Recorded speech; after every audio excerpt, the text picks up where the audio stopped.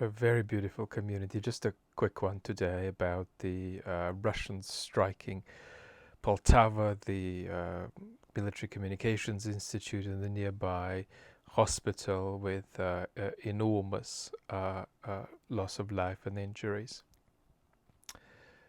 This immediately raises the question which Zelensky raised immediately after, not just about Ukraine getting more air defense, but Ukraine being disinhibited from particular uses of Western weaponry deeper into Russian territory. The Economist ran a piece today pointing out the rather ill assorted justifications that have been trotted out by Washington.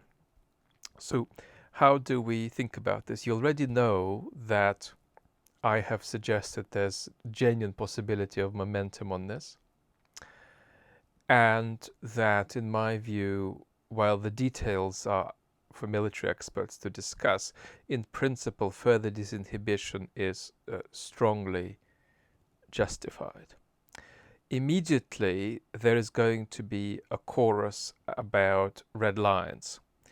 Now, the chorus is entirely absent in your community, but that doesn't mean that it's not there. So, how do we think about this? Well, there are really two major considerations that the U.S. administration has about, using weapons deeper, Western weapons deeper into Russian territory. The first is obviously nuclear escalation. But the second is not destabilizing the Putin regime beyond a certain point. The West has a complex history of destabilizing regimes in a counterproductive way, and the lesson in Iraq is that if you knock the regime, there's a risk that you're going to knock the state. And so there is very considerable caution about all of that, to the point that Washington's position is, on balance, that it'd be better if Putin stayed in power. So that's one issue, right? Destabilization on Russian territory. And the other issue is escalation.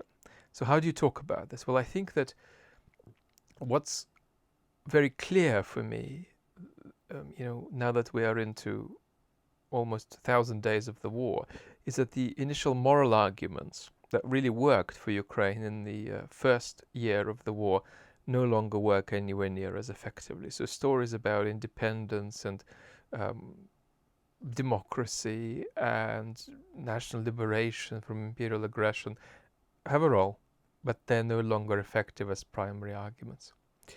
So the point here, if you wanted to sort of visualize how a case is made, look, guys in the West, you're not going to get an outcome you're going to like. You're not going to get an outcome that's sustainable.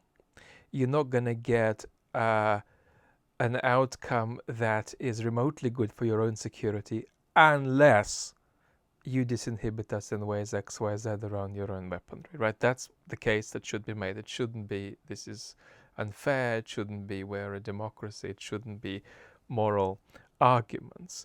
So that's in terms of framing. How do you answer the red line story? Well, you answer it by not denying it. I mean, my own analysis is that today the risk of global nuclear war is real, but it's very low.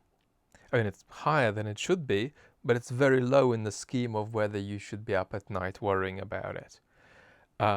That's too high still, but it's very low.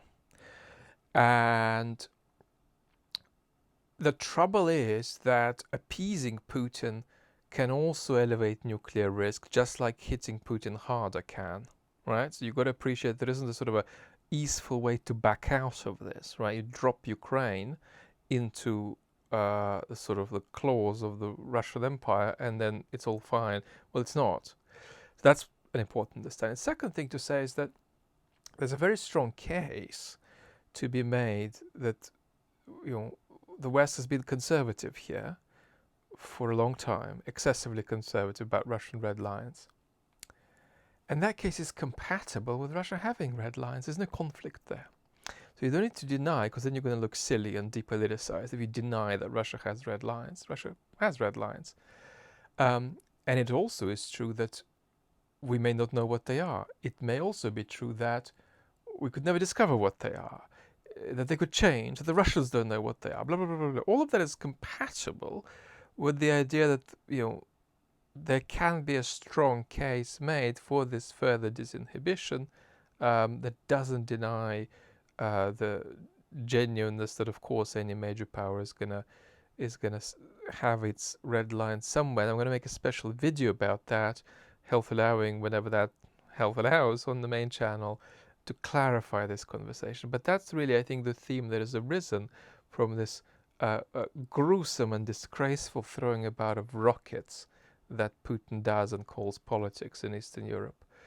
Um, yeah, so this is the question of further disinhibition, and I think that there is a case, and I think that there is a plausibility there too. That's all from me today. Lots of love.